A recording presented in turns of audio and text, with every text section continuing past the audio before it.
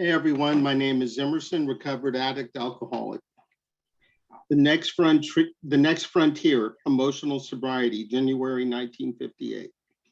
I think that many oldsters who have put our AA booze cure to severe but successful test still find they often lack emotional sobriety. Perhaps they will be the spearhead for the next major development in AA. The development of much more real maturity and balance, which is to say humility, in our relations with ourselves, with our fellows, and with God. These adolescent urges that so many of us have for top approval, perfect security, and perfect romance, urges quite appropriate to age 17, prove to be an impossible way of life when we are at age 47 or 57.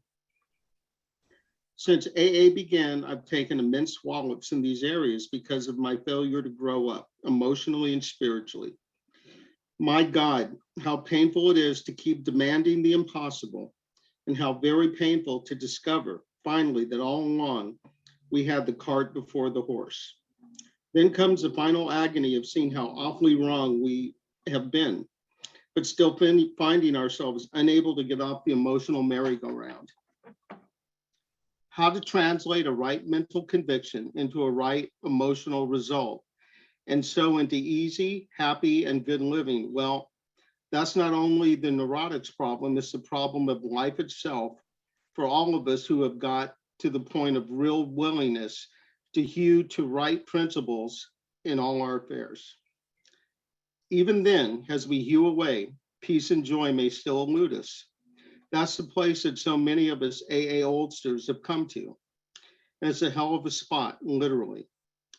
How shall our unconscious, from which so many of our fears, compulsions, and phony aspirations still stream, be brought into line with what we actually believe, know, and want? How to convince our dumb and raging and hidden Mr. Hyde becomes our main task. I've recently come to believe that this can be achieved. I believe so because I began to see many benighted ones, folks like you and me, commencing to get results. Last autumn, depression, having no really rational cause at all, almost took me to the cleaners. I began to be scared that I was in for another long chronic spell. Considering the grief I've had with depressions, it wasn't a bright prospect.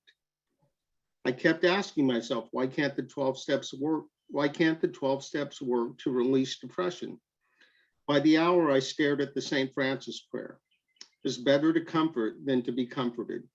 Here was the formula, all right, but why didn't it work? Suddenly, I realized what the matter was. My basic flaw had always been dependence, almost absolute dependence on people or circumstances to supply me with the prestige, security, and the like. Failing to get these things according to my perfectionist dreams and specifications, I had fought for them. And when defeat came, so did my depression. There wasn't a chance of making the outgoing love of St. Francis a workable and joyous way of life until these fatal and almost absolute dependencies were cut away. Because I had over the years undergone a little spiritual development, the absolute quality of these frightful dependencies had never before been so starkly revealed. Reinforced by what grace I could secure in prayer, I found that I had to exert every ounce of will and action to cut off these faulty emotional dependencies upon people, upon AA, indeed upon any set of circumstances whatsoever. Then only could I be free to love as St. Francis had, emotional and instinctual satisfactions I saw were really the extra dividends of love, offering love and expressing love appropriate to each relation of life. Plainly, I could not avail myself to God's love until I was able to offer it back to him by loving others as he would have me. And I couldn't possibly do that so long as I was victimized by false dependencies. For my dependency meant demand, a demand for the possession and control of people and the conditions surrounding me. With those words, absolute dependency may look like a gimmick. There are the ones who that helped trigger my release into my present degree of stability and quietness of mind, qualities which I'm now trying to consolidate by offering love to others, regardless of the return to me. This seems to be the primary healing circuit, an outgoing love of God's creation and his people by means of which we avail ourselves of his love for us. This is most clear that the real current can flow until our paralyzing dependencies are broken and broken at depth. Only then can we possibly have a glimmer of what adult love really is. Spiritual calculus, you say? Not a bit of it. Watch any AA of 6 months working with the new 12th step case. If the case says to the devil with you, the 12th stepper only smiles and turns to another case. He doesn't feel frustrated or rejected. If his next case responds and in turn starts to give love and attention to other alcoholics, yet gives none back to him, the sponsor is happy about it anyway. He still doesn't feel rejected. Instead, he rejoices that his one-time prospect is sober and happy. And if his next following case turns out in latter time to be his best friend or romance, then the sponsor is most joyful. But he knows well that his happiness is a byproduct, an extra dividend of giving without demand for a return. The really stabilizing thing for him was having and offering love to that strange drunk on his doorstep. That was that was Francis at work, powerful and practical, minus dependency, minus demand. In the first 6 months of my own sobriety, I worked hard with many alcoholics. Not one responded. Yet this work kept me sober. It wasn't a question of those alcoholics giving me anything. My stability came out of trying to give, not out of demanding that I receive. Thus, I think I can work it out with emotional sobriety. If we examine every disturbance we have, great or small, we will find at the root of it some unhealthy dependency and its consequent unhealthy demand. Let us, with God's help, continually surrender these hobbling demands. Then we can be set free to live and love. We may then be able to do 12th step ourselves and others into emotional sobriety. Of course, I haven't offered you any really new idea, only a gimmick that has started to unhook several of my own hexes at depth. Nowadays, my brain no longer races compulsively in either elation, grandiosity, or depression. I've been given a quiet place in the bright sunshine. Thank you so much, Emerson. I am so excited to introduce our speaker tonight. He is a very special man to me, and he has just helped me so much in the short time that I have been here. And I'm so grateful that he was willing to come share with us. And so, Mickey, I would like to introduce to you Mickey from Denver. Are you ready, friend? You muted. I know all the bells and whistles, not. Thank you very much, Sarah, and thank you for inviting me to do this. I mean, it's wonderful. I'm seeing people that I haven't laid eyes on in quite a while. And I'm sure they're looking at me and saying, God, how old is this guy? They haven't seen me with white beard and white hair and whatever. I'm 85. No, I'm not 85. Anyway, to be able to share is actually kind of difficult because, and I start every talk I give with this, that I came to Alcoholics Anonymous for 2 weeks of sobriety. I thought if I could get 2 weeks where I wasn't so sick, where I wasn't waking up with my fingers curled up, where I wasn't going out of my mind, I would be so grateful to you, and I'd go on back out and drink. And it wasn't because I was thirsty. I had been drinking from the time I was 5 years old till the time I was 27 years old. And it was just life. It was just life for me. And I came in here and I found Alcoholics Anonymous. I went to 1311 York Street in Denver.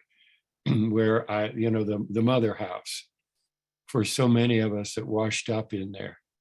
And I started to attend meetings. Now, I want to tell you about my first meeting. I was about to be fired again in my job, and so my boss and I were having coffee out at the airport, and I was like, I had gone 1 week without a drink, and so I'm dressed up. I got my London fog raincoat on, and I've got my best duds, and here I am. I'm going to go in and sit with my boss and have coffee. And I thought for sure I'm going to get fired, but I was in advertising. I was in advertising for 25 years. So I sat down and I looked at my boss and I said, Bill, I've got something I want to tell you. I'm a crier, so I'm not getting through this without crying. I said, I'm an alcoholic and I'm going to my first meeting today. And he was a phone freak. So he just looked at me. He didn't say anything. And he got up and he left the table. And I'm sitting there by myself. And I'm thinking, my God, I just lost another job. I am in deep trouble. And so I'm sitting there sweating bullets. And after a while, it turns out he just needed to make a telephone call and left me twirling in the wind, And he sat down in front of me and he reached into his breast pocket and pulled out the 24-hour day book. And my boss was an alcoholic and I didn't know it. And God stepped in right then. I didn't have any fancy footwork. I was just dying. And God stepped right in that day. And I didn't get fired. I went over to 1311 York Street for the meeting. We are going to get out of this first day, I promise you. But I got in my group now and I sit around the table. I know like zero about Alcoholics Anonymous. I just know you had alcohol in your name, and that's what I needed help with. So I sat down around this big table, this round table, and they passed out all these red books. I didn't know what the book was, but I got a red book, so I belonged. You know what I mean? I was an outcast. I was part of the gang. And so we're going to have our meeting. And this woman next to me, I mean, just almost immediately jumped up and she says, I am so happy today. I can't say it. I've got to sing it. And she did. So I'm sitting in my meeting. I got my red book. This woman is standing up singing. And here we go. We're on our ride, right? But it doesn't end there. And then we go to this other guy. You can't make this stuff up. And he was saying about when he got drunk in Philadelphia and broke into the armory and stole a tank. Honest to God. And he said he was looking for the shells when the police arrived. So, if we're ever worried about a newcomer being at a meeting with us, listen, if you've got it and you need it, they're going to stay. So I don't think we need to worry and be really careful and tiptoe around them because the tank is there and this woman is somewhere. So anyway, that's how I started my trip. And I just have to say, Tom, it's so good to see you. I tell him that and he leaves. Okay, so that 2 weeks has turned into 48 years. And I never thought that would be possible. And as a matter of fact, it feels surrealistic. I can't relate to it. I'm 75 years old. I got sober when I was 27. And 75 seems surreal as well. And there are people in this community right here that have traveled with me, that I have traveled with. And one of them I've sponsored for over 30 years, 2 of them I have sponsored for over 30 years, and actually stuck around, and I wasn't able to get the hell out of that situation. But they stayed with me, and they've kept carrying me along. What I want to talk about is what I've talked about for over 40 years in AA. It turns out that when I was brand new again, I was sitting in a meeting, and I guess I'd been sitting in that meeting for about maybe 6 weeks, maybe 2 months, and I wanted to kill myself every single one of those days. I just wanted to get out of here because, man, I didn't know what anonymous I could go to that would get me out of this thing that wanted to kill myself. So there was a group of guys, very, very tough people in York Street. And they had a name, and maybe privately we might have given them other names. But anyway, they were really very particular and very, locked in on how you do this. And I learned precision from them. But I had this suicide thing going on. So I went to my sponsor, who was a defrocked Catholic priest who had killed 2 people one night in a drunken haze. And I'm a Catholic, and so we could speak in a kind of similar tongues. But I talked to him about it, and he said, I don't know. And in other words, they passed me up the chain of command. And I ended up with this 6-foot, God knows how tall sheep herder who was the kind of the leader of the pack, and I sat down opposite him on the porch of York Street, which we did a lot of business on the porch. It was a 3-story Victorian mansion. Beautiful, it still is. So anywho, I said to him, I said, look, I've got this suicide thing going on. And he looks at me and he says, I don't know, man, maybe you're going to drink. That was the advice I got. And I left there and I said, man, what the hell is going on here? So I had, and Sarah kind of coached me on this, that I'm free to talk about things other than strict AA stuff. So I'm going to do it. I would have probably done it anyway. But so I go back home, and I had been reading this book. I'm at the point now where it's probably close to 60 years. I was reading a book called New Seeds of Contemplation, written by Thomas Merton, who is an American monk, and I'm sure many of you are familiar with him. So I go back there, man, and I got nothing. I have got nothing. And so I grabbed his book and I opened it up and I started reading on chapter 32 to 36 in New Seeds of Contemplation. And yes, that is a commercial. And I'm reading this book, and something's happening to me. And what's happening to me is I'm getting my mind blown, because everything he's writing about in that book is happening to me right then. And I thought, oh my God, I'm not going to go drink. I'm right in the middle of a massive spiritual experience.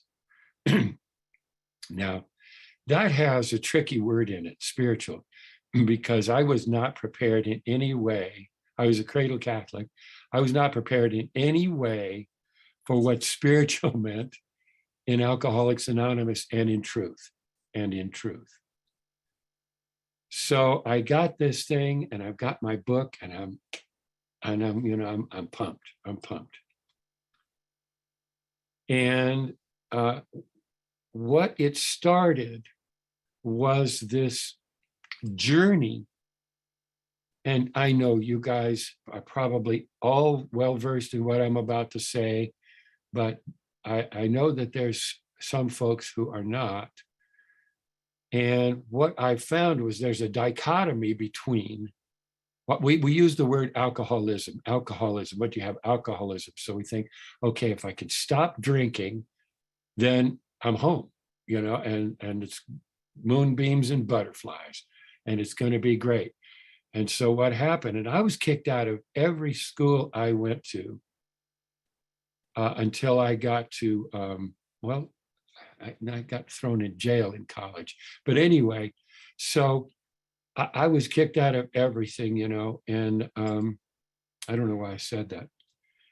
I am 75 years old. Take my back, Gary, please. I'll drift off, man. Anyway, so it'll come to me.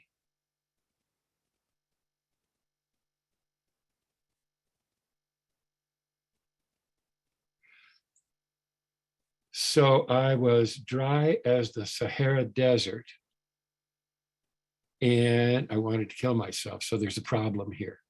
Apparently, getting rid of ethyl alcohol, which is absolutely necessary, P.S., because it'll kill me absolutely. But the disease of alcoholism that we find on page 52, that's a partial list of the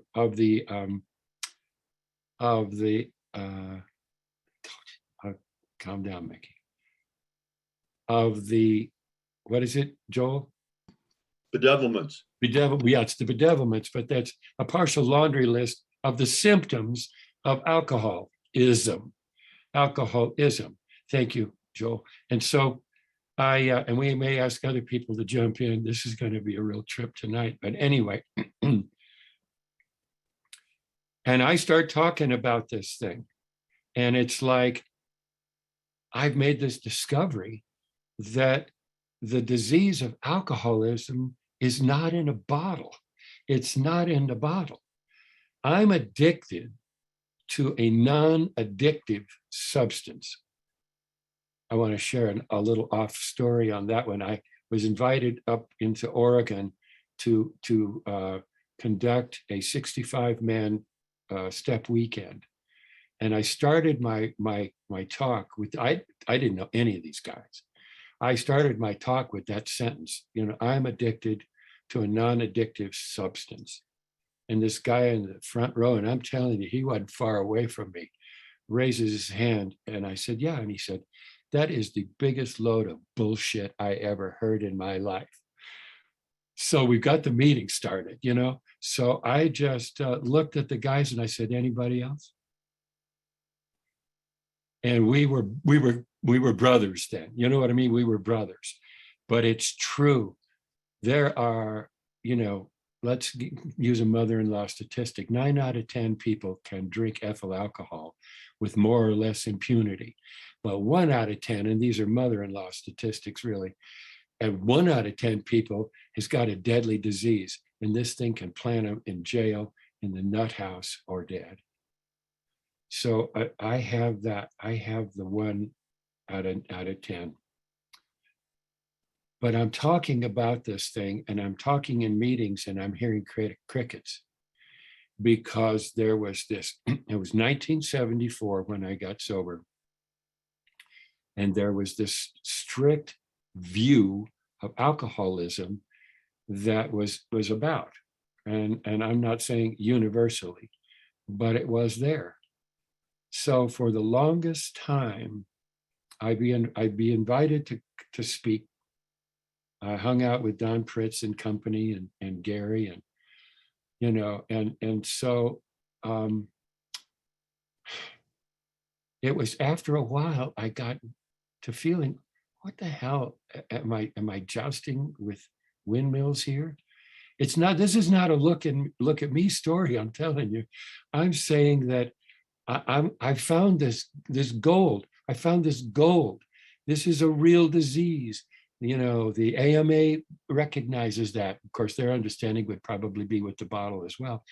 It's not that the bottle is taken out of this, but when you do take the bottle out of it, when I took the bottle out of it, I ran into Mickey.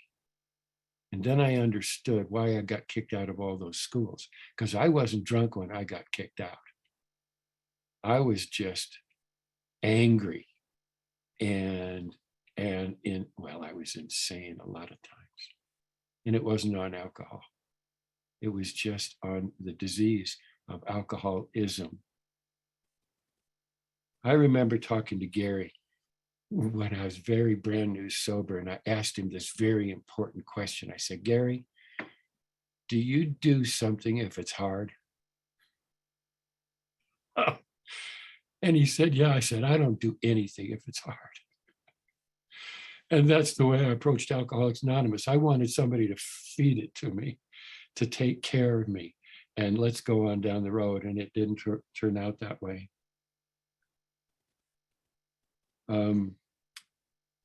Bob Olson and Marie and I, well, first of all, Don Pritz would get all of these speaking engagements. You can imagine. I mean, this guy was Mr. Magic. And I mean, he got all of these. So what he would do is he'd shuffle them off to other people. And he'd say, you take this one, you know. And he did that to me one time, and I'm brand new sober. And he says, look, there's a pig roast over on the Western Slope in Colorado, and they need a speaker.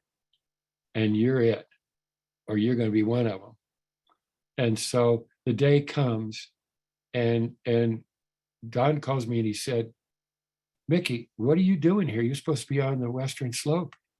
And I said, they could get anybody to do it. I just didn't go. My self-esteem was so low. I'm not kidding. I thought what was going to happen was that I was going to end up being a janitor in my own home. And so then they came this other thing, and he said, no, I want you to go to this thing. And so Bob Olson and Marie and I got in DC-3. I mean, it's just one of these old, Goonie bird, prop jobs to fly from here to Ulysses, Kansas. So we're going on our way to Ulysses, Kansas. And Bob says, there's somebody I want you to meet when we get there. And I said, okay. And I said, well, how will I recognize him? And he said, oh, you can't miss him. He's got one eye and one leg. So I'm going, all right, I'm going to look for the guy with one eye and one leg. And he said, and I want you to ask him to tell you his story about dying. And so I went in, and it was Arbutus O'Neill. I can't remember his name, but it was Arbutus O'Neill's. Bill O'Neill. Bill O'Neill, thank you. It was Bill O'Neill, who I had never met. And so I walked up to him and I said, Bob said I was to ask you the story about your death. And he said, I don't tell that much anymore, but he says, I'll tell you. And he said, I was drinking so much, and I think it was in a cheap hotel or something. And he said, and they got hold of me and they put me on a gurney, and I was on that gurney, and I went in and I flatlined. And he said, it was just flat. And he says, this is going to be a familiar story to you, but it's got a twist. And he says, and so I came up out of my body, and I was looking down, and I could see the med techs working on me and trying to keep me alive. And he said, and I saw this tunnel over here. And he said, and there was a light. So he said, I started down that tunnel. So I started down, and I got halfway down that tunnel, and I got tired. And some people who had died that I knew came to me, and they helped me, get up and go on down to the light. So I went down to the light, and a voice said to me, it's not your time. You got to go back, and you and Arbutus have this tape deal that you're doing, and you got to keep doing that. So I started back down that tunnel, and he said, I got halfway down, and he said, I got tired, and I sat down. And he said, and some alcoholics in Alcoholics Anonymous came to help me, but they weren't dead yet. And they got me, and they took me down to the mouth of that tunnel, and all the meters jumped, and we're going, so I'm going like, wow, Alcoholics Anonymous, man. And I am going to speak at this conference. But anyway, the fellowship and the relationships and the people that I have known for years and years and years that are still here, and they're actually right here in this community, have made Marie and I's life. And incidentally, my wife went into Al-Anon 7 days after I got into AA. and and she was lonely. We had a daughter. I was a folk singer, and I was singing in a bar downtown Denver. It was a classy bar. I want you to know that. And I was singing in there, and the boss, this is our first, I had a singing partner. We called ourselves Two's Company. We were folk singers. And so we were getting on with this thing. And the boss said, you know, if it's 9 o'clock and I tell you to start singing, you start singing, whether there's anybody in the bar or not. And we said, okay. So we got up to sing, and there was this hostess from across the hall who came in and took her break, and she sat in there and she listened to our set, and she came up afterwards. And she's not as tall as I am. And I looked down at her face and I said to myself inside, I will never let her go. And 3 months later, we were married with a muffin in the oven, and we've been married for 51 years. And that lady has been with me in Al-Anon. Yes, thank you, God. And you know, and she's in Al-Anon, and she keeps me squared away. I was having a really tough liftoff this morning. And so here was Marie's response. She said, do you want to 10-step that? Which I resented deeply, of course. I mean, come on. The Wazini is not going to, yes, I did. So I 10-stepped it. So anyway, I was trying to think about what I was going to say in this talk. And of course, as usual, I didn't do any preparation. So the point is that I carried this message down through groups and a lot of places. And I felt alone. I remember calling Gary one time. I was in a big, show in New Jersey, and God bless the people who participated in this. I'm not kidding, but it was like drunkalogue after drunkalogue after drunkalogue, and these were like buku seasoned speakers. And I called Gary and I said, Gary, why aren't we talking about alcoholism? And he said, Mickey, that's why we're out there. That's why we're out there. Because this disease, imagine as if you were a very devout Mormon, you could have alcoholism and it could run you around and kill you, and you would not know what you died of. I mean, that's serious business. So what happened about 7-8 years ago now, some people in Maine actually heard what I was talking about. And we began to form and it says in the big book, and he will show you how to create the fellowship you crave. And I couldn't believe that they heard what I was talking about, and they wanted what I was talking about. And we started to parlay this thing. And let's see.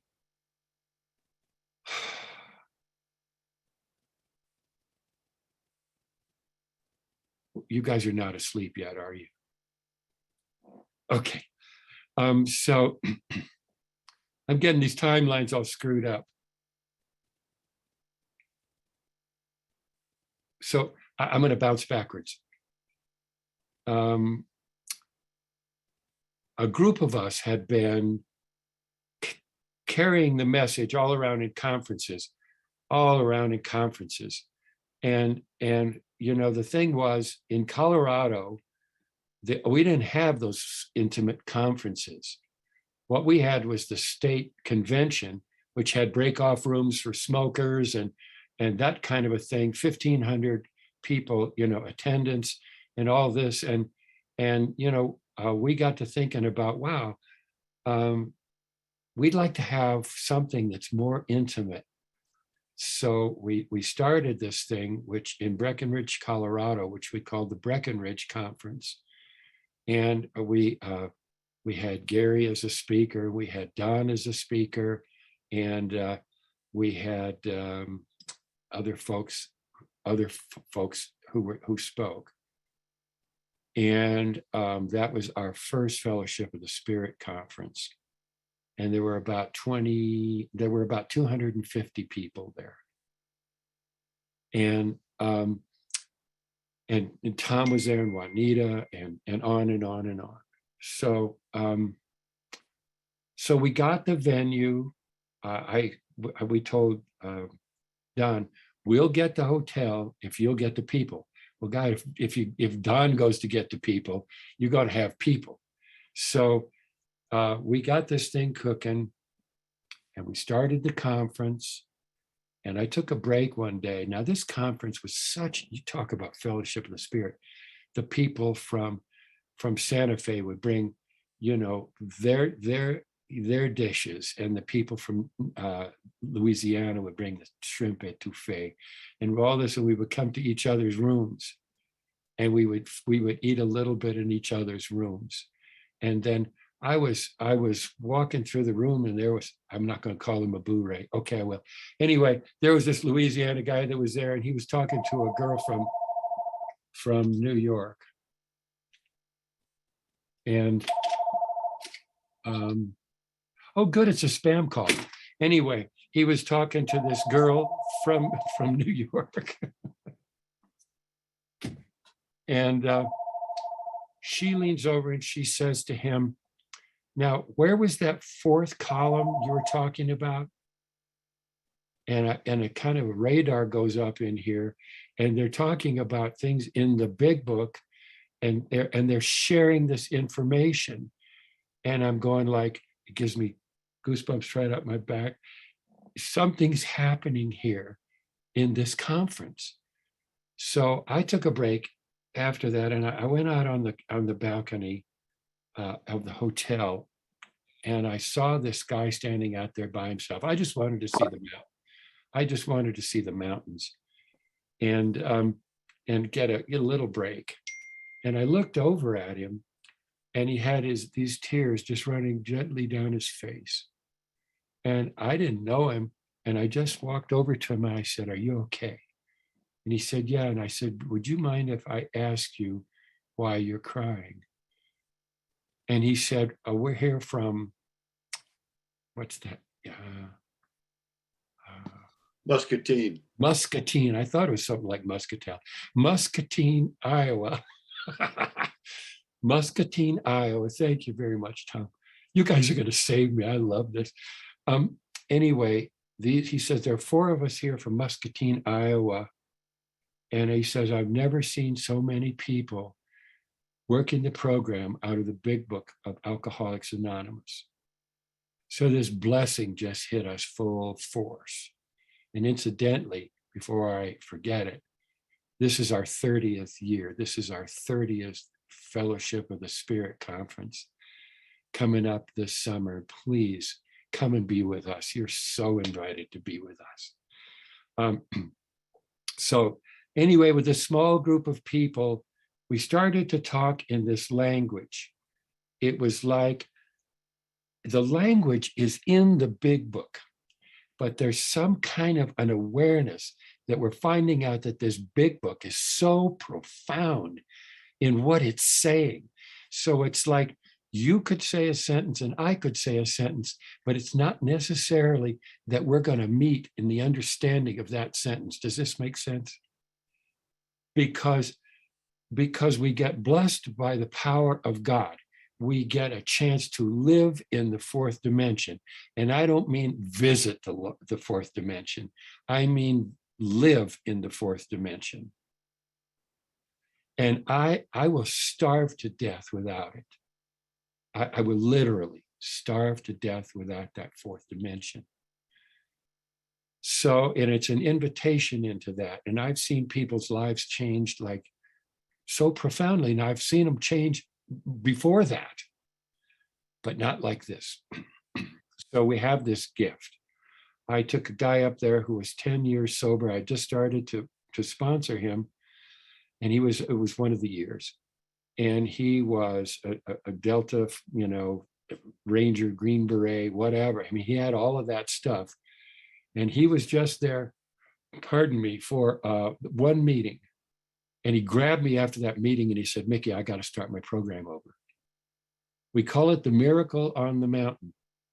This is another commercial. You could feel it, right?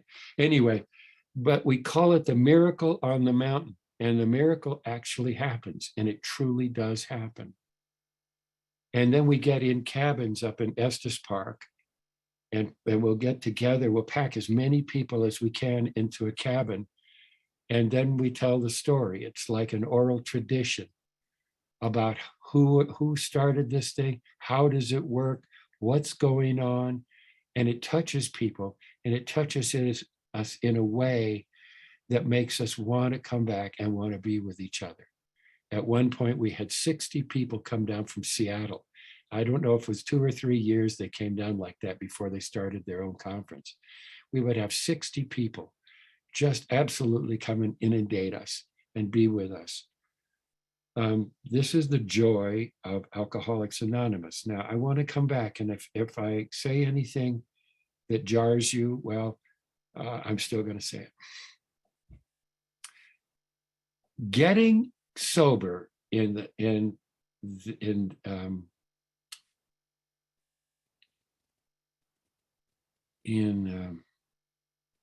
my first 3 years was like joining the Marine Corps. It was bully boys. There were bully boys in there. And I remember I asked one of these guys to sponsor me, and he was dealing out some harsh stuff in the coffee lounge and coffee room. And I stood up and I said, I've had enough of this. I'm out. Color me gone. He said, you can't quit. And I said, watch me. Watch me, because that's not love. That was abuse. That was truly abuse. And they love the power of that. And what's happening now in our conferences, in our meetings, is that there's love and vulnerability. There is no alpha dog that's going to lead the pack. This is really about us sharing from our souls to each other's souls. It's a wonderful, wonderful opportunity.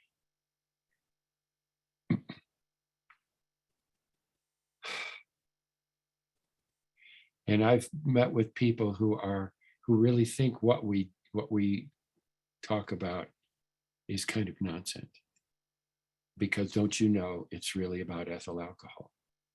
I do know about ethyl alcohol, but it's not, not drinking is not going to keep me alive. It's not going to keep me alive. So I want to talk about sponsorship. I don't know anything about casual conversation. And so here we go again. 25 years sober. 25 years sober. I had not had a sponsor truly for over 10 years, maybe even 15. And, I would confer with my brother wizards, you know what I'm saying? And we would have talks about the higher elements of whatever horseshit that we were on to that day. But I didn't have a sponsor, and I wandered off this path. And something was happening to me that I did not know was happening to me. And I was in such danger. So a suicide is a person who the road to suicide is where it just gets smaller and smaller and smaller and smaller until there's only one option. Until there's only one option. I was broke. I had a little ad agency with a telephone that didn't ring, and we were just out of money. Marie would fight off the bill collectors, and I would have told you money didn't mean anything to me, but boy, when you don't have it, it gets desperate. It really gets scary. So what happened was one day, Marie went home, and I slithered out of that chair at my desk down to the floor, which was AstroTurf. I mean, this is first class stuff we're talking about here. And I'm down there on that floor, and I could see the phone up above me, and I couldn't get to it. And the sun started to set, and I got my knife out, and I thought, this is it. I mean, I can't take it anymore. I cannot do this. And so I entered this zone. So if we want to characterize hell as the absence of God, that's what I went into for 4 hours. I would not recommend this to anybody. I wouldn't even recommend flirting with this, even ideating it. But of course, we're not in control of all that, are we? But in any event, 5 minutes, I would say I'm going to do it in 5 minutes. And 5 minutes came, and I think, God, I'm going to go into shock. And forgive me, I'm going to make a mess on this floor. And if I could get out that back door, I wouldn't make a mess for these people. And I'm going to get out of that door, and I know it's going to be cold. And I couldn't stop it, and I thank God couldn't start it. So I've got that knife there, and by the grace of God, I fell asleep. And I woke up in the morning, and I had met this woman in Minneapolis speaking up there, and I really liked her. And she talked about this guy in Minneapolis who was a deep breather, man. And this guy had the mojo, and I needed help bad. So I called her to get his number.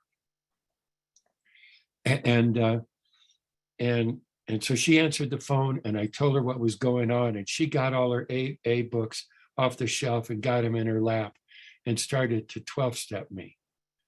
And I'm listening to her, and I said, she has everything I'm looking for. And I asked her to be my sponsor, and she said no. And incidentally, I forgot a part of this. Going down in this, there were 2 things that I would say. One of them is, I can't breathe. And the other one is, can I have a cookie? I just wanted something sweet in this miserable descent into hell. I can't breathe, and can I have a cookie? So anyway, I dial the phone, and she's talking to me, and I'm listening, and she was going to give me his number. And I said, really, would you please be my sponsor? And she said, look, I'll be your sponsor until you can find somebody in Denver, and I'll help you that way. And her name was Cookie. As God is my witness, her name was Cookie. I never put 2 and 2 together. So even in the worst, God hears us. So I got a cookie. And incidentally, she was a phenomenal sponsor. She's passed, but boy, she really took care of me.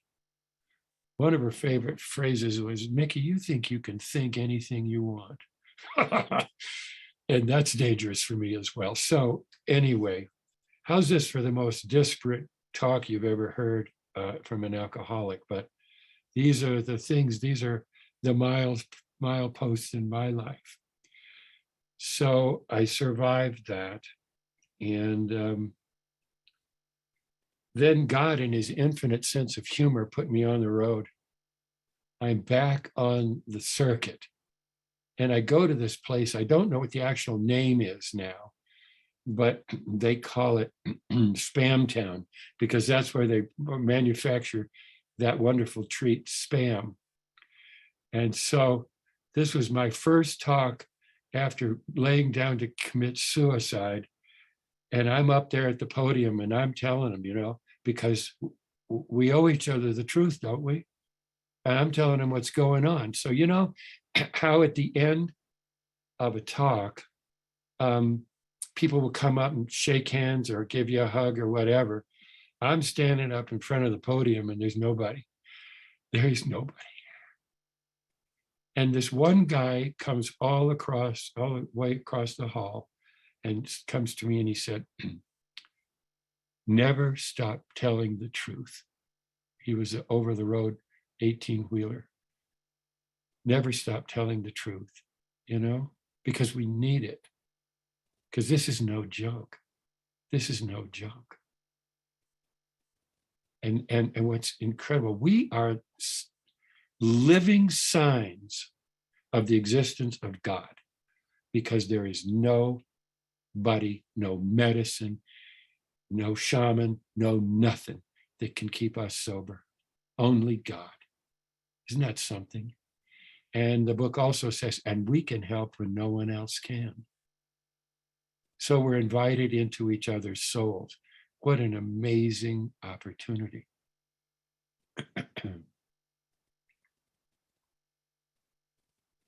I'm afraid of airplanes and I'm afraid of flying. I just am. I had an airplane riveted to my rear end for so long in Alcoholics Anonymous, and I'm really just doing Zoom things now because I'm afraid of airplanes. So what happens when I'm in an airplane and it gets bumpy? I get scared. So what I do is I start praying the rosary for the other people on the airplane that are scared. You don't have to believe anything I'm about to tell you. So I pray my rosary for them. I pray mostly just Hail Marys for them so that they will be okay and they won't be afraid. And I was doing that coming back from I don't know where by myself one day coming into Denver, which incidentally, flying into Denver over the Rocky Mountains is guaranteed to shift your dentures. But anyway, so I'm coming in and I'm going to stop there because I'll pick it up. I'm going to preface this thing. As I told you, I'm afraid of flying. So Maria and I were invited through Don to go to a powwow in the Black Hills of South Dakota on the Native reservation. And so we went there and we were with the Native Americans. And incidentally, if you ever get a chance to be in a powwow or a meeting with a Native Americans, put your seatbelt on, because I promise you, they'll just plant their feet right there and they will tell you straight up what's going on with them. It's amazing. It's wonderful. So during that thing, they took and the reservation is dry. It's dry.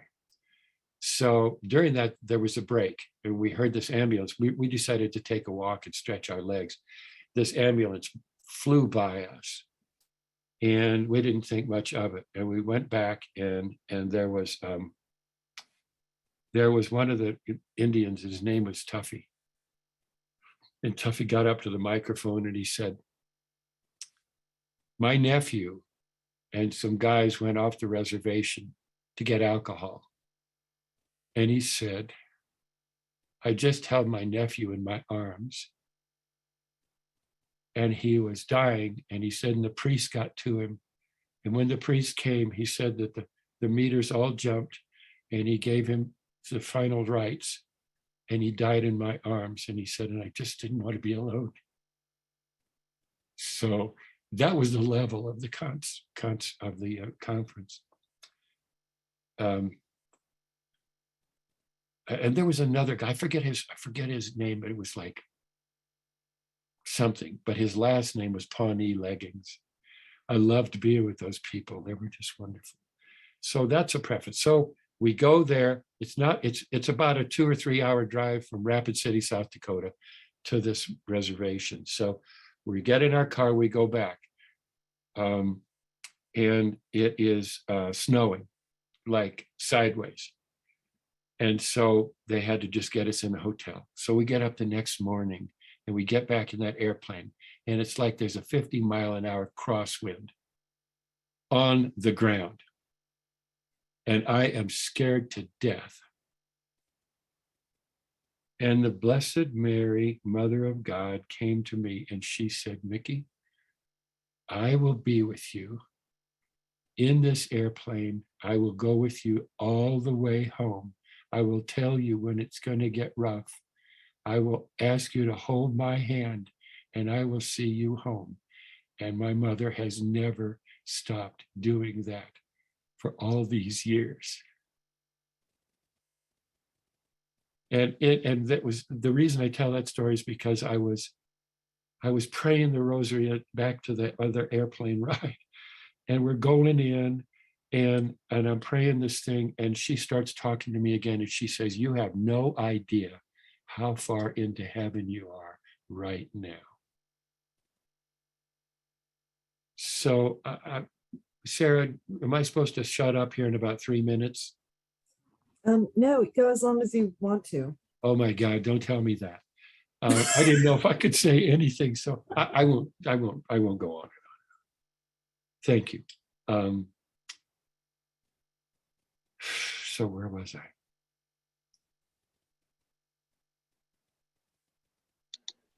Blessed Mother. Thank you. And so what has happened in this thing now? We're going to go from that to Caroline Mace.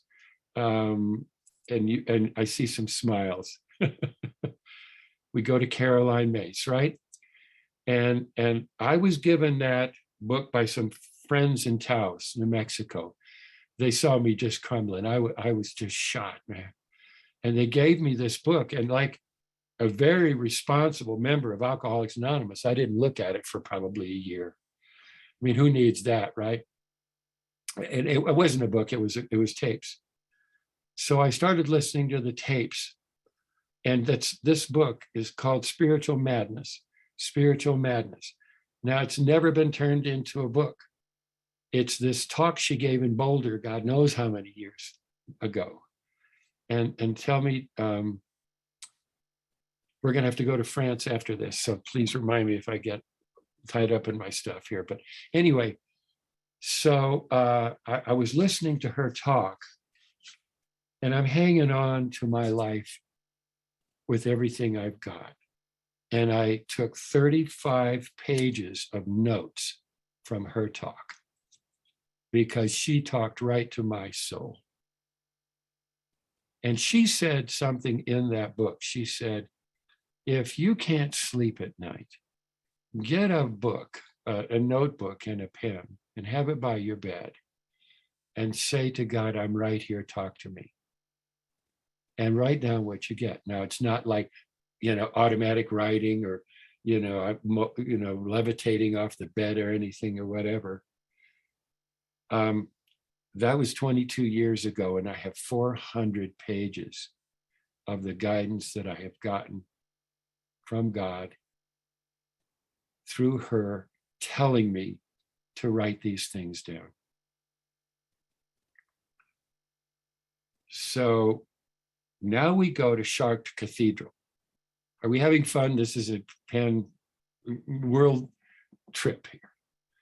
We go to Chartres Cathedral. So I was raised in Europe. I came to America when I was 9 years old, and so I was confirmed in Chartres Cathedral when I was 8 years old. And so if you don't know anything about confirmation, you pick a saint to be your pal and ride shotgun with you through your life.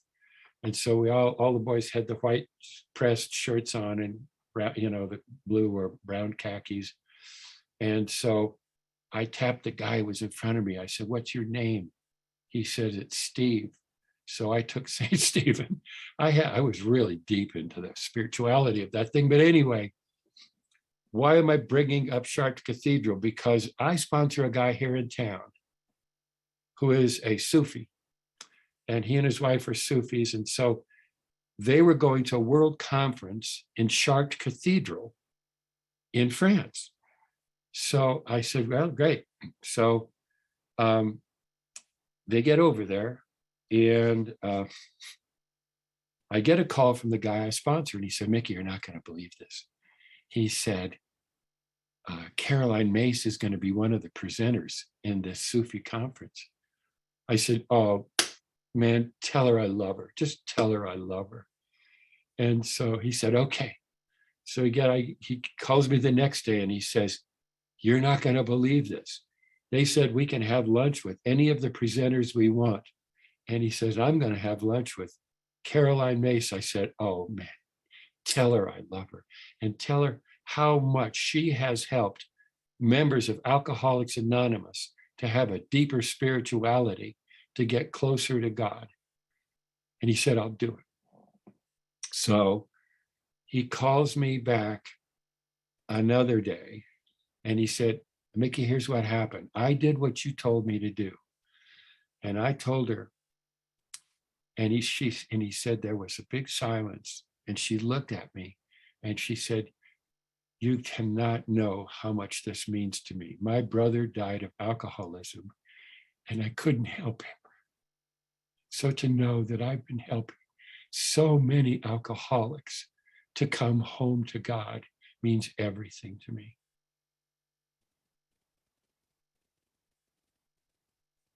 Wow. You know, if we're involved in this thing, there's a 12-step weekend somewhere in India that this guy was traveling to India took that I facilitated. I got on an elevator at FOTS some years ago with this woman and she looked at me and she said, I want to thank you for saving my life. And I said, what? And she said, I was in Guantanamo Bay, Cuba, and I was ready to give up this whole thing. And I heard you talk. Now, this is not, I'm not patting myself on the back. You guys have had these experiences. You know what I'm talking about. But it's like, we don't know how far our message will go. And I want to tell this story too. New York. Gary and Marie and I talked at a Jesuit retreat place in Staten Island. And we ate at La Luna restaurant, which don't miss that. It's just the best food ever. But anyway, Mount Marisa. Mount Marisa, thank you. See, this is the team. Anyway, Mount Marisa. So, Mount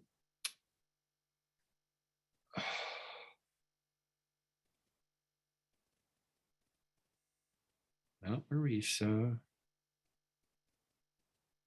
Oh, shoes and socks. My brain says, you know, you think you're going to remember that? So I'll get it. I'll get it.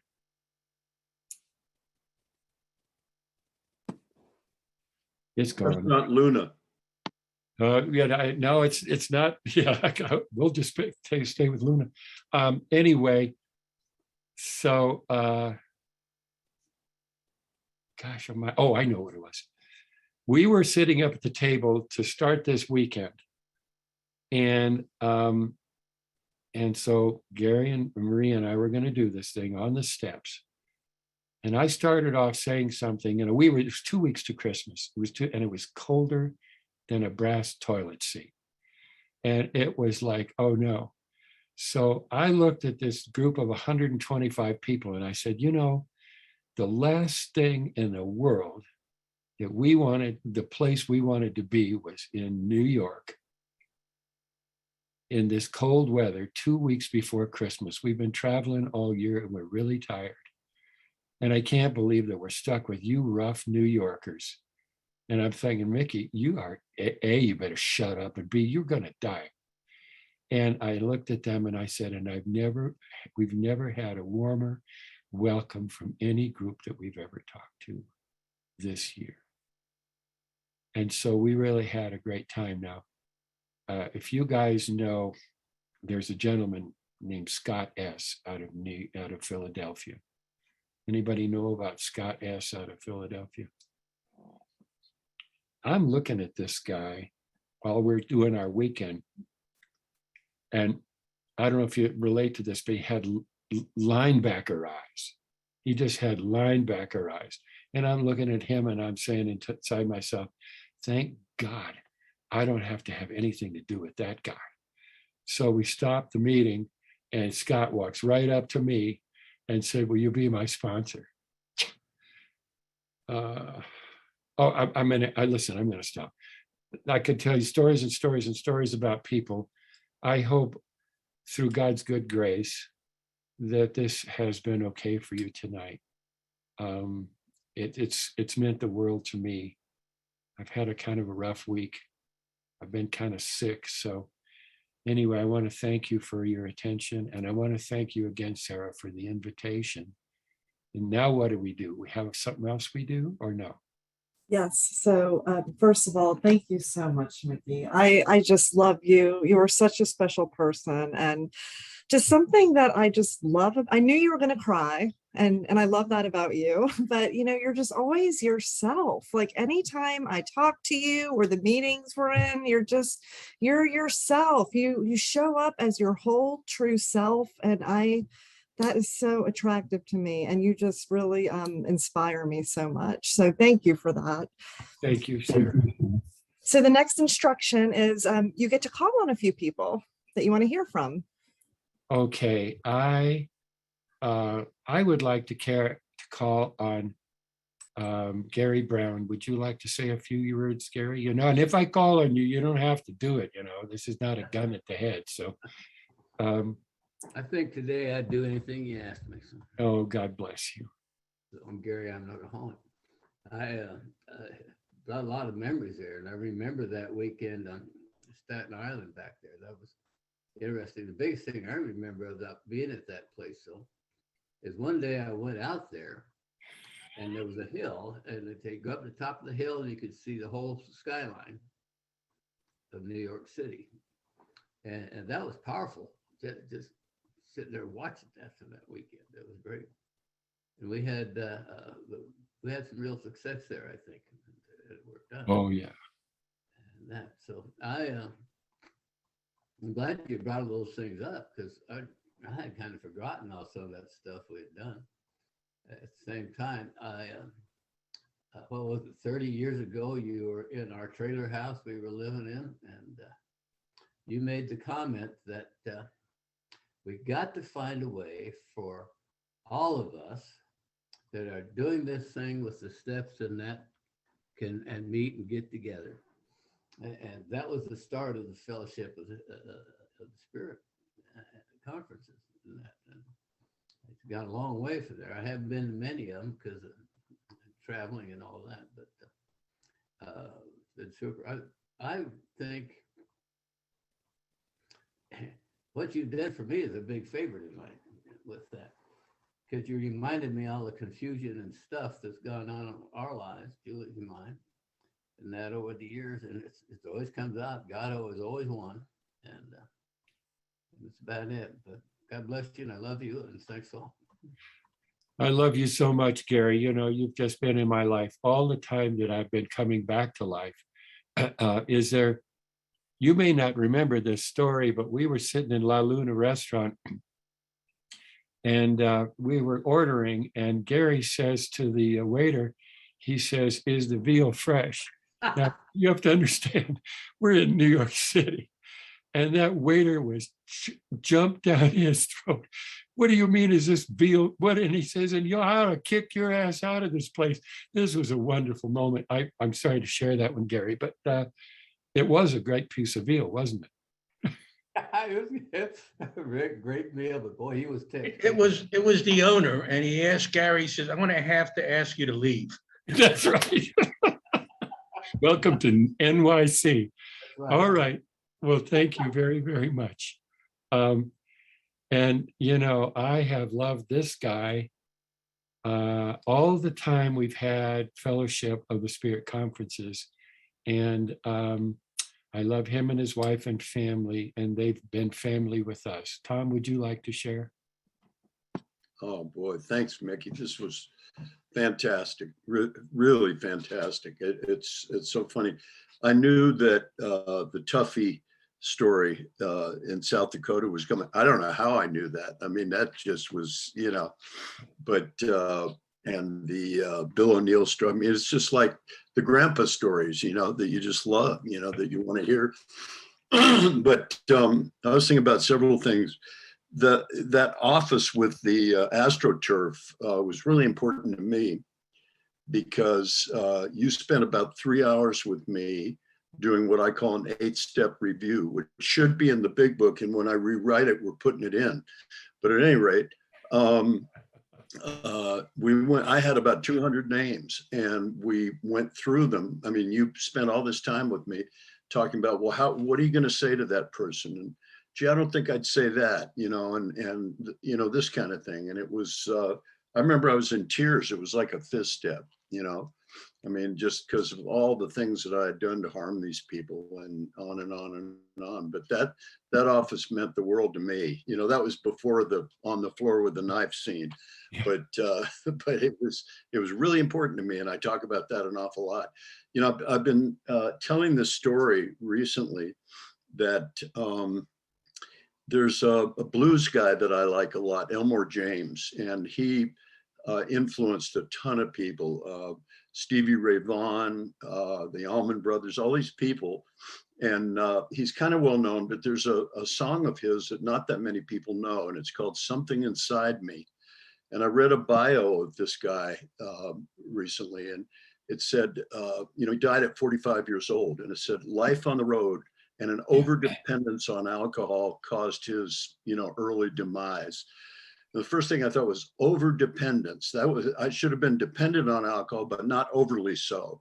That's what got me. I thought it was a weird phrasing. But anyway, the song "There's Something Inside Me" says, "There's something inside me that just won't let me be," and I thought, that's it. That's alcoholism. That guy knew he didn't have a solution, but he knew what the problem was. And that's never let up. I mean, that's never let up, and it always needs treatment. Our friend in Texas with an eye patch that I'll keep anonymous, and he says the pain of alcoholism demands treatment, and I think there no truer statement was ever made. When I first got sober, I thought if I can stop drinking Jack Daniels for breakfast, man, I used to have a high IQ. I was always told I had a lot of potential. So surely if I'm not drinking anymore, I'll set the world on fire, And I talked, Dawn and I were in Maryland at a conference last week, and I was talking a little bit about this, that my first 3rd step was, I give you my life where booze is concerned, but the rest of it I got, thank you very much. Certainly not my sex life or my money, and a lot of other things, but the booze, please take it, and as life goes on and then you experience alcoholism in living color, then you realize, no, I don't got this. I was completely wrong, right? And ultimately, I need God in every department of my life. I did it in December. I went down to New Orleans and did a men's retreat, and it was a funky little thing. There were about, 20 of us or something in a ugly little church basement, but it was great. We had a ball. And my theme was we had to quit playing God because it didn't work. And all the ways that we do play God, we wouldn't have years ago said that's not playing God. That's just being responsible, but it's truly that I play God in all these different ways. And the subtitle was "The Spiritual Life's Not a Theory. We have to live it," and it was great. I mean, what came out of that was fantastic. But the thing that I ended it with, Juanita and I recently saw this Denzel Washington movie called Book of Eli. I don't know if you've seen it. It's pretty powerful. I've seen it like 3 times now. Seen it years ago, and we just saw it again. And what stuck with me this time was this guy says to Denzel, who's a badass, he's like blowing him away left and right. And he says, "So you believe in God?" And Denzel says, "It's all God all day." And I thought, that's it, baby. That's it. Thanks, Mickey. I love you. Can't wait to see you this summer. Me too. Thank you very much, Tom. And I have toyed with this, but before we go, I want to sing you a song. And I want to tell you what the song is about. And I'm not saying that we're not going to share some more, but it's the story of Joseph, king of dreams. Many colored, that Joseph out of the Old Testament. And he really ended up in a jam. And he ended up unfairly imprisoned. And in this animated story, this movie, he sings this song. And so I want to share it to you with you. So please, at least one person stay, okay? Let's see. Kurt, would you like to share?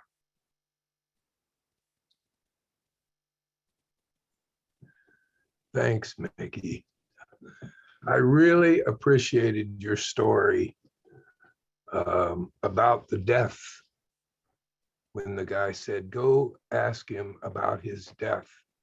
I really appreciated that story. But, you know, rather than me share, I want to read something from the book you mentioned. Sure. It's one of my favorite. It comes from the chapter, The General Dance. And it's the last chapter, New Seeds of Contemplation. It's one of my favorite readings. And here it is. What is serious to men is often very trivial in the sight of God. What in God might appear to us as play is perhaps what he himself takes most seriously. At any rate, the Lord plays and diverts himself in the garden of his creation. And if we could let go of our own obsession with what we think the meaning of it all is, we might be able to hear his call and follow him in his mysterious cosmic dance. We do not have to go far to catch us echoes of this game and of this dancing. When we are alone on a starlit night, when by chance we see the migrating birds in autumn descending upon groves of junipers to rest and eat, when we see children in a moment when they are really children, when we know love in our hearts, or when, like the Japanese poet Basso, we hear an old frog land in a quiet pond with a solitary splash.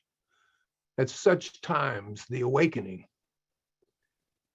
the turning inside out of all values, the newness, the emptiness and purity of vision make themselves evident and provide a glimpse of this cosmic dance. For the world and time are the dance of the Lord in emptiness. The silence of the spheres is the music of the wedding feast. The more we persist in misunderstanding the phenomenon of life, the more we analyze them out into strange finalities and complex purposes of our own, the more we involve ourselves in sadness, absurdity, and despair. But it doesn't matter much, because no despair of ours can alter the reality of things and stain the joy of this cosmic dance, which is always there. Indeed, we are in the midst of it, and it is in the midst of us, for it beats in our very blood, whether we want it to or not. Yet the fact remains that we are invited to forget ourselves on purpose, cast our awful solemnity to the winds, and join in this general dance. That's for you, Mickey. Thank you. God bless you, Kurt. Thanks, buddy. There is a lady here that I have not seen in over 2 years that I just love so much. And it's Erica, who is sitting here. She's just, I'm just madly in love with her. She's the best, absolutely the best. Erica, it's so great to see. You know, Mickey, I'm Erica. I'm very, very alcoholic. And I love you so much. I was, you know, some people, you never forget anything they say, and that's who you are for me. The very first time I came to FOTS, I think I heard you talking about God from the podium, like day one, and I thought, oh no, I'm in the wrong place. I'm not going to be able to do this. And by the end of that weekend, I was just madly in love with you. You know, when my husband got sober, he really struggled to find meaning in the rooms until I brought him up to FOTS. and then something happened, and he's so in, and I know that I couldn't be married if we didn't have this thing. I just know it.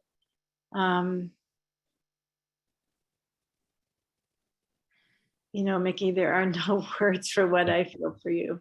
And I'm the same way. Yeah. We're brother and sister in this thing forever. Yeah, I miss you really. And we got to get back up to FOTS this year. We just got to get Please there. do. Please do. And we need to get back to Santa Fe because, God, we haven't been there in a long, long time. We really need you guys. Well, you know, if you can make it back to Santa Fe, Yost and I will renew our vows. Okay. How's All that? right. We'll You're do on. another wedding. You're on, but I still won't get on a horse. It's okay. It's Okay. all okay. Love you, brother. Love you, sister. So is there somebody who would like to say something while we're sharing?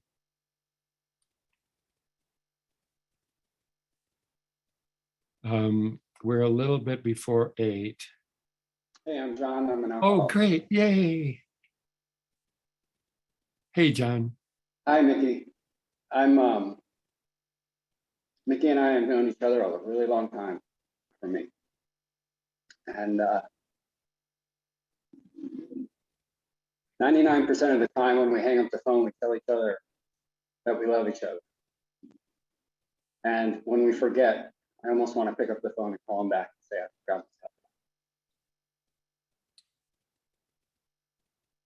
you. And there's nobody in my life like that. And that's alcohol. And I've heard Mickey's talk so many times, and there's so many variations, and I bet myself on which one is going to be up. You know, it's white snake or it's cookie. There's always these great stories, you know. And I'm really struck back to right now in this moment. You know where we are in the process of steps. So the first time I heard you talk forward, I feel like, all right, I'm going to do that 4-step. You know, I just love you so much, you Maureen. You know, they are families. I mean, we go places and, you know, people think that, you know, they're like, it's like, just tell them that we're related. You know, because we are. And really changed my life and from who John, who, and I've been wondering that all my life through God. And I get to learn about who Mickey must be. And that's really, you know, because Mickey is an awesome, he's the gentlest, hardest man you'll ever meet, you know, and I say that with most sincerity, you know, hard when he asked, you know, he's kicked me out of his house, he's kicked me around stairs in front of the church, he's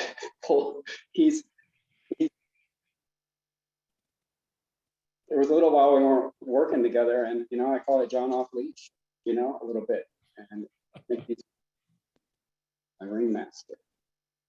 I don't know where these words are coming from, but I just love you so much, and thank you for my life, and thank you for teaching me what it is to teach other people, you know, because we have chow now, because you told me to go get a sponsor, you know, and it was that easy. I love you, and I love everybody in this room for, you know, the last 3 years of coming on the regular. Thank you. Thank you, John. And this is Alcoholics Anonymous. This is Alcoholics Anonymous. It's what I was talking about. What I was trying to talk about is that, like, look, this is love. This is love. And we have also disciplines in here. There's no freedom without change. There's no freedom without discipline. And we get that here, but we don't have to beat it into each other. I'm going to sing. And then and if you still want to talk, we'll still talk. But I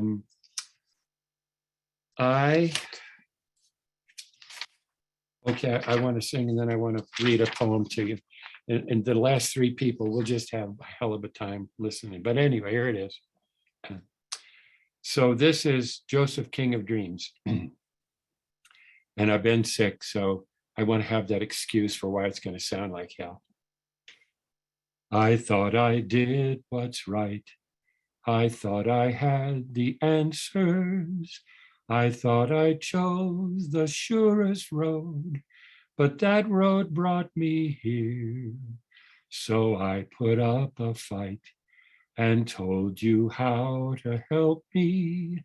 Now, just when I have given up, the truth is coming clear. You know better than I. You know the way.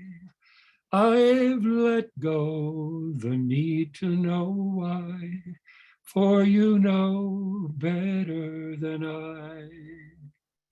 If this has been a test, I cannot see the reason, but maybe knowing I don't know is part of getting through.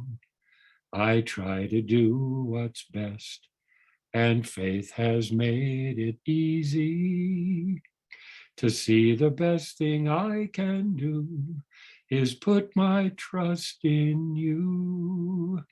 For you know better than I.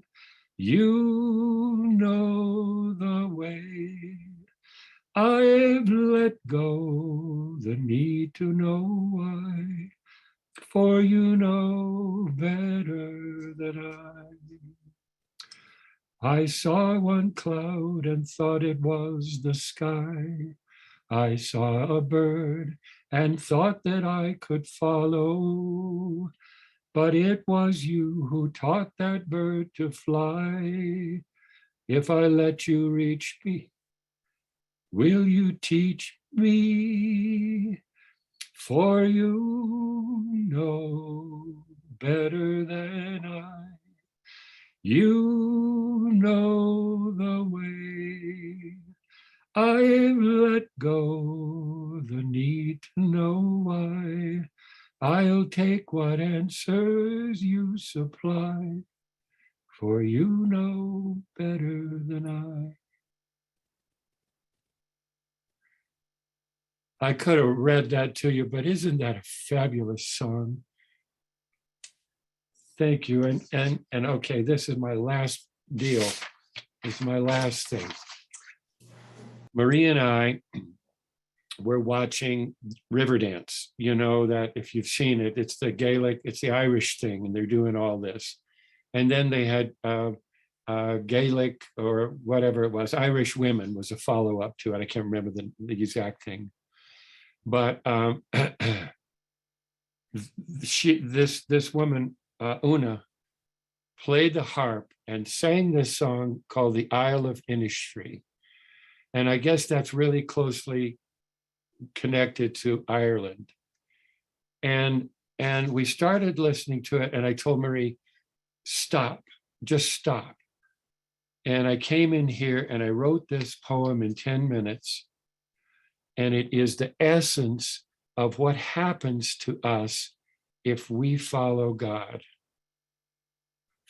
It's called My Exile. When I was a young boy, I felt it all: the sun, the moon, the leaves in fall, the warmth of spring, the light of day, the charm of music that made me sway. The call to mass with tinkling bells, the colors of vestments, the flood of light, the smell of incense, the chant of prayer, and God came down to sit with me and fill my soul with welcome. Then came the days of growing up, the disciplines that drained my cup and sent me thirsty into life without the sun in descending light. I looked for warmth in other spirits, and other visitors filled in the hole. My angels fled and left me screaming, bereft of life and walking dead. The warmth of flesh replaced my God. The thunder of destruction filled my home. The silence, the longing filled me up. The wasteland beckoned, and I was lost. My homeland faded as my life moved on. My compass spun around and round. No north, no guiding star, no warming touch. So far, so far. I screamed and cried, but no one heard. I looked for me in silence without the words. Bring on the spirits with a capital S. More, please, more. And then there was a door. It opened and I stepped through. The spirit's days were over, and spirit with a capital S entered, and I was replaced by God. He gave me life, but took my soul. I breathed and talked, but was not whole. Where was my home? Why can't I leave the barren valley, the lonely shore? Where was my home? Where was I? And now I am a man. My childish days are through. I look and act the way a man should do. The air is thin, but I can breathe. I'm old and bleached by the desert sun. An exile long on the road, an immigrant without a state, with yearnings to go home, to my own Isle of Innisfree, to leave my fear and touch the light, to join the day and not the night. Where is that boy? Why did his God call him away from hearth and home to walk this valley all alone? Where is that boy so far from home? The point of that is that he took my soul and replaced it with him. That's the fourth dimension. That's living in the fourth dimension. Does that mean I can't run into the wall like I usually do? Heck no, it doesn't. But it means that we're sacred. It means that we are God's children. It means that we belong here and we belong with each other, sharing this love. Now, if anybody wants to say something, I know we're running long here, please do, but thank you for allowing me to share those things. Nikki, thank you so much for tonight. Everything, you're amazing. Thank you so much from all Thank you of us. again for the invitation. So we have a way of closing this meeting. Everybody can stay muted and go into your quiet place and say the prayer of your choice, and then we can come back and thank our speaker. Thank you.